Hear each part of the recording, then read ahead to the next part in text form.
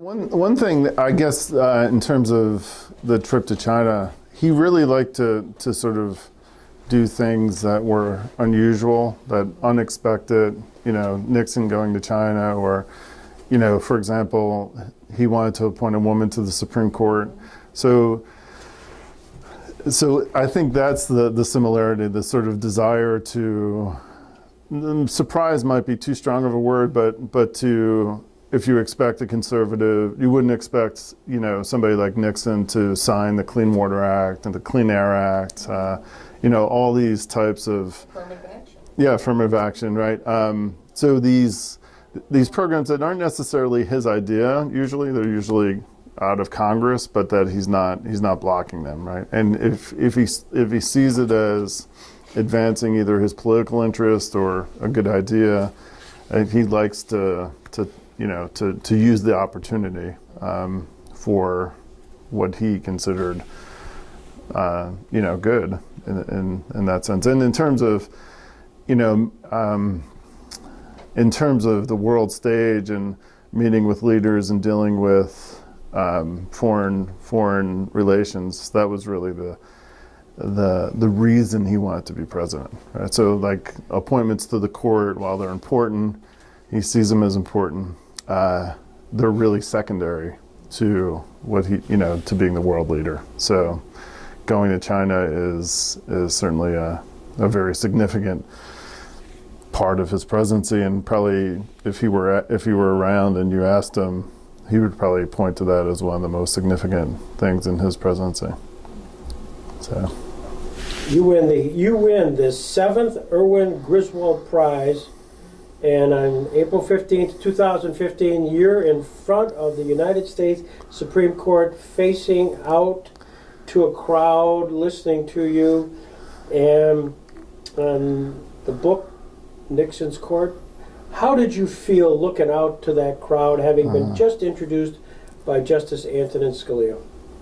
Fear was no, it's a very intimidating setting, obviously. So where the justices sit, the bench is behind you, and Scalia. I was very grateful that they told me that there was no Q&A session, because Scalia was very well known for his sharp questions.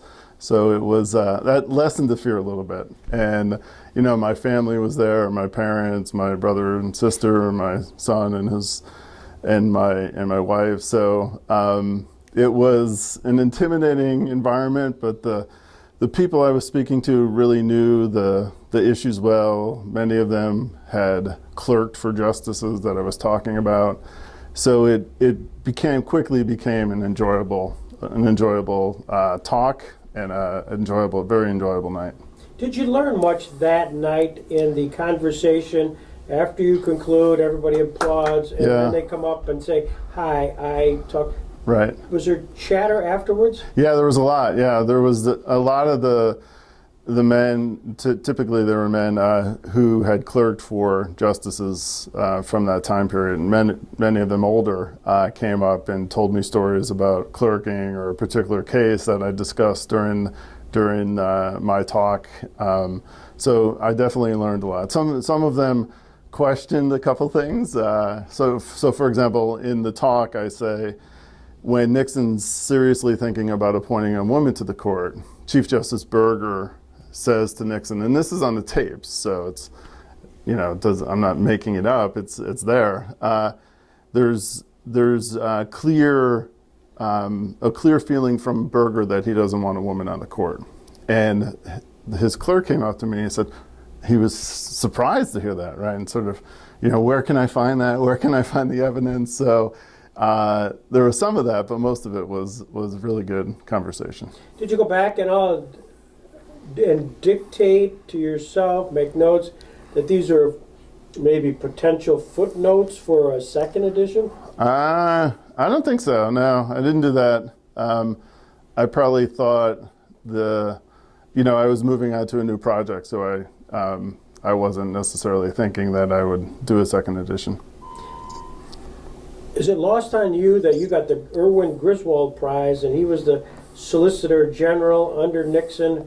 who advanced many of the things you talk about here. Yeah, no, it was obviously a symbolic prize to win, given that Griswold is an important person in the book, and I think is really central to the story, to understanding what was going on in the first term of the Nixon administration. And interestingly, Justice Scalia introduced me, and in his introduction, he talked about his relationship with Griswold. So he brought to life Griswold as a person in his introduction. Your book talks about, I think his name's Eddie Wesnack. Right. From Buffalo. Right. Did you start this book concept when you were at Fredonia? I did, yeah. Yeah, definitely. I started the book. It was a part of my dissertation. A component of my dissertation was on Nixon, but it wasn't. I didn't necessarily think that would be a separate book, right? So when I was at Fredonia, I began interviews. I interviewed, for example, Robert Bork, who was Solicitor General under Nixon, the second Solicitor General, and I started doing some research at the National Archives while I was at Fredonia. How does it work? Did you come up with the theory and then do the research, or the research first and then came up with this theory on Nixon's court? Well, again, going back to the dissertation. So the dissertation was about FDR, Nixon, and Ronald Reagan, right? And it was dealing with presidential attempts to shift the Supreme Court. And I think certainly in the Roosevelt case and in the Nixon case, I thought there was just more to the story than the version I was telling with regard to the dissertation. So I thought if you could break them out, you could actually have full books, and that there was something that conventional wisdom was missing about the Roosevelt story and about the Nixon story. So as you're digging deep, you're peeling back the onions. What was the big surprise? I think the big surprise is when you listen to the tapes, that Nixon is typically the person driving the conversation, right? It's not his advisors that he's responding to. He's typically, in terms of strategizing, he's typically the person who's, for example, the biggest advocate for appointing a woman to the Supreme Court and laying out why it would be a good idea. And typically you think of presidents as not necessarily that type of person, right? That they tend to be leading a team, but not necessarily the one who's creating the ideas. Some of them are not great ideas, certainly, as we know very well with Watergate. But that was a bit of a surprise. Well, I know we have women, a lot of them behind me. Mm-hmm. Talk a little bit just briefly about, was it Mildred Lilly? That's right, yep. Because she was considered probably the first serious consideration for being a woman on the court. Yeah. But for him, it was really not about her skills or her qualities. It was political symbolism, right? He thought that that this was a way that you could attract women voters and really make history, right? In a way that that people wouldn't have expected. So ultimately, she's seen as not a great nominee. He doesn't actually move forward with the nomination. He suggests her name as one of six, as a sort of a trial balloon. The reaction is quite negative, and he ultimately doesn't appoint her or name her. But he certainly wanted to, because it was because of this was the lead up to the 1972 election, and this would be a way to attract voters. We at the Jackson Center, of course, tend to focus in on the biography of Robert Jackson, and one of his law clerks was William Rehnquist. Yes. And William Rehnquist is one of the central figures of your book. In fact, the chapter entitled 53 Seconds That Shaped the Court. That's right. Fascinating chapter topic. Again, for the benefit of everybody, could you give a little kind of a synopsis of that whole Howard Baker discussion? It's fascinating. Yeah, no, it is. I mean, it's again, listening to the tapes, you get this. So basically, Howard Baker is, for those of you who don't know, is a young senator from Tennessee, a Republican senator at a time when Democrats dominated the South, and he was an attorney. And Nixon wanted to appoint a Southerner in 1971. He had 2 vacancies, and he chooses one Southerner, and that's Lewis Powell. And he thinks about appointing 2. And Howard Baker would be his second Southerner. But Baker isn't sure he wants the appointment, and he sort of doesn't answer phone calls from Attorney General Mitchell. Sort of stays away for a few days. And finally Mitchell gets a hold of him, and he asks him if he wants to be appointed to the court, and Baker says yes. Mitchell then comes back to Nixon in this phone call, and he says he's willing to be appointed. And Nixon, by this point, has started to think of an alternative. If Baker's going to say no, who's going to be the alternative? And the alternative is Rehnquist. And the 53 seconds is this long pause, right? And there's like pain in his voice, where he's not saying anything, but he's like moaning, like and then he starts asking these questions. Well, what type of attorney was Baker, right? Because what he had focused on during this time period is that I talked about this list of 6, which included Mildred Lilly. She and the other 5 had been dismissed as mediocrities, right? As people who didn't belong on the court. And now he was focusing on quality. And no one was more qualified for the court, certainly from a leading conservative thinker, than William Rehnquist. So first in his class, Stanford Law School, considered a leading intellectual in the Justice Department.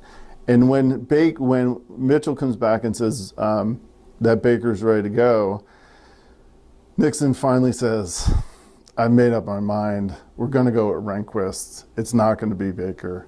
And Rehnquist becomes his 4th justice, and really probably the most significant. From a conservative standpoint, Rehnquist leads a movement from the left to the right on the court, first as Associate Justice, then as Chief Justice, for 33 and a half years while he's sitting on the court. So it's really Nixon's most significant appointment, and was almost not made. In fact, Rehnquist didn't know he was being considered until the morning of the day that his appointment was announced.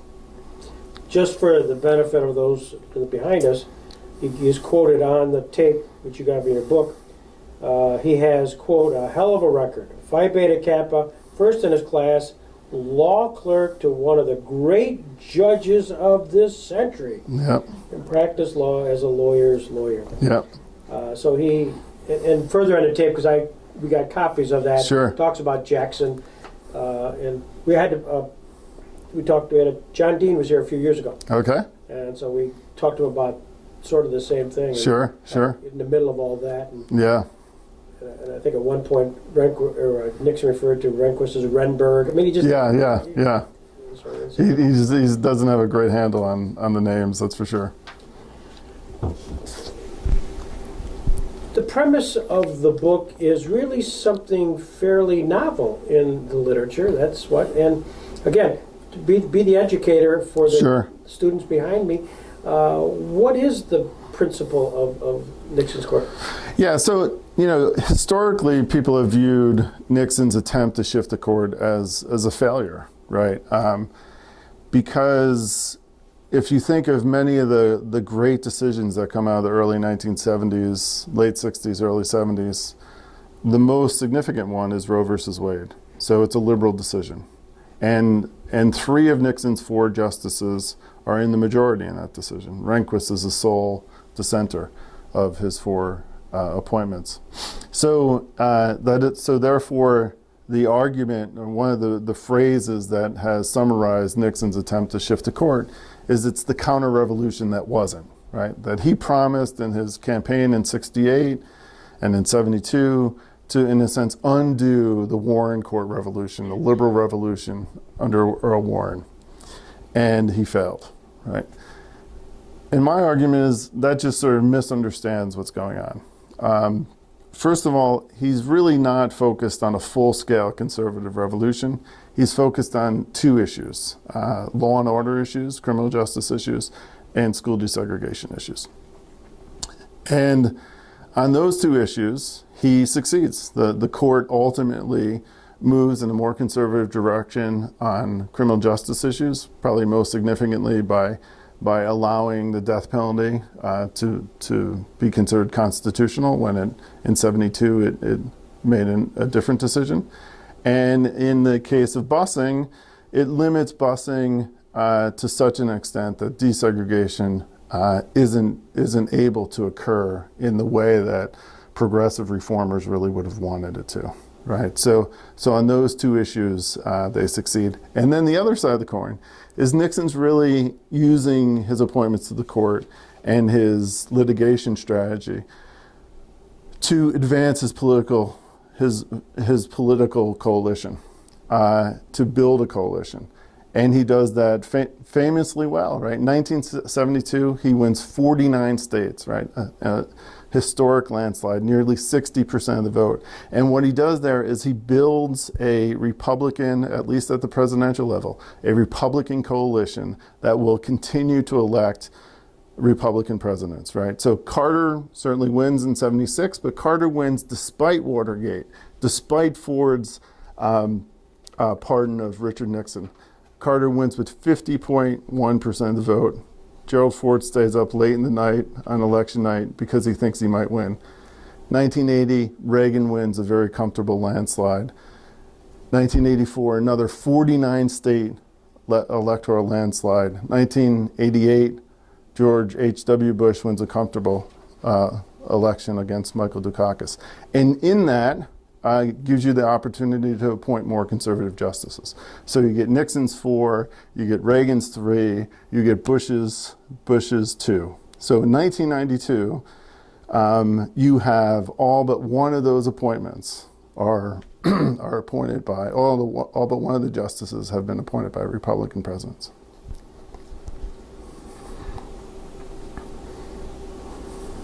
You indicate, or it's been indicated about this, that there were the political motivations to Nixon's approach. He wanted his judicial policy to be conservative enough to attract white Southerners and northern white ethnics disgruntled with the Democratic Party, but not so conservative as to drive away moderates in his own party.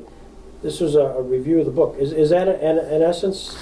Yeah, I mean, see, part of this is, if you're thinking about 1968 to the first term to 1972, the thing he needs to worry about is George Wallace, right? George Wallace runs in 1968 as the Southern candidate, the segregationist, right? He wins 5 states in the South, and he takes votes, and Nixon thinks he takes votes from him in other states as well, right? So what he's trying to do is appeal to white Southerners. At the same time, he has to understand that if Wallace doesn't run, he needs to. If Wallace doesn't run, he needs to win the South, right?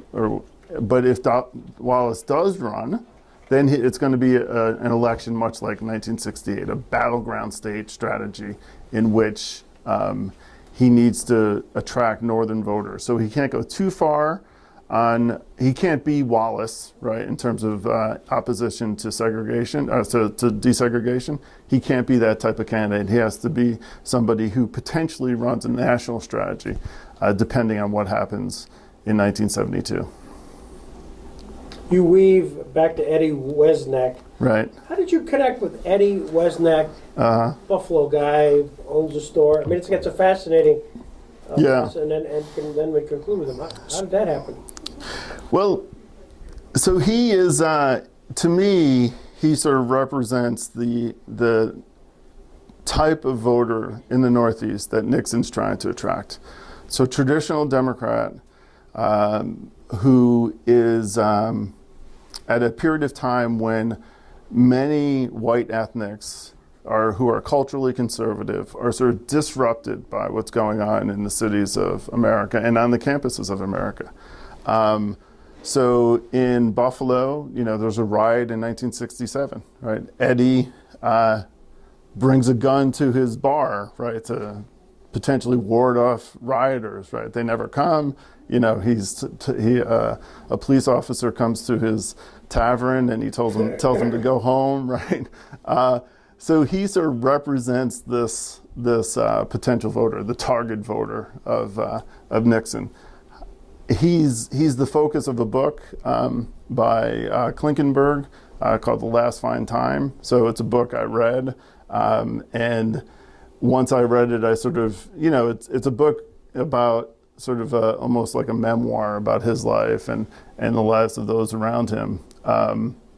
And when I read that, I sort of thought of him in more political terms, and I interviewed him, and it was very late in his life, but I asked him some questions, and it was it was just interesting. And so it's trying to connect. Oftentimes when we write about presidents or Supreme Courts, we don't think about so-called everyday Americans and how these decisions made in Washington affect the lives of everyone. So I was trying to make the link between somebody who's a voter, who's living his or her life, in a normal way, what it means for that type of person when decisions are made and how those decisions are made. So the book comes out. What was the feedback? And did you send the books for review at all to anybody? Did you send it to the Charles Frieds? Did you send it to Bork or anybody to kind of take a look at? Well, usually the press will do that. So the press will ask you to supply a list of people that you would like to receive the book within limits, right? Obviously, you can't send it to everyone, but so the press will send it to people. So what kind of feedback did you get? Usually you don't get feedback. I mean, unless somebody writes a book review, it's typically you don't get feedback. So I didn't receive any. I don't remember receiving any feedback from anyone who didn't review the book, actually, in print. Yeah. This was put out in 2011. If you had to put out a 2016 version, what would you add? What would I add? Or delete? It's a good question. I don't know. I don't have a good answer for that. Because, the book sort of ends in 1970. So in terms of what's happened since then, I might have added the fact that that this period of time, these landslide elections, right, have really ended. Maybe things will be different in 2016, but since 84, we've had a string of elections. Certainly 2000, 2004, 2008, 2012, where the red-blue map of America is pretty set, right? In 1 year, Republicans will win some of those states, and the other years Democrats will win them. But I think that the period of landslides is over. Even today, even with a candidate like Trump, who's received great criticism and is quite unpopular, no one expects him to only win one state, right? People expect him to win 25 states, right? So the ability of a candidate to and really a party to have that big of a victory in such a close period of time, 72 and 84, is something that's striking historically. The current book is a little different, but the current book deals with the rise of Irish Americans in American politics, and it looks at 5 politicians. One from the 19th century, a man by the name of John Morsey. Then links into Al Smith, the first Catholic to run for president in 1928. And then it looks at the 3 Kennedy brothers.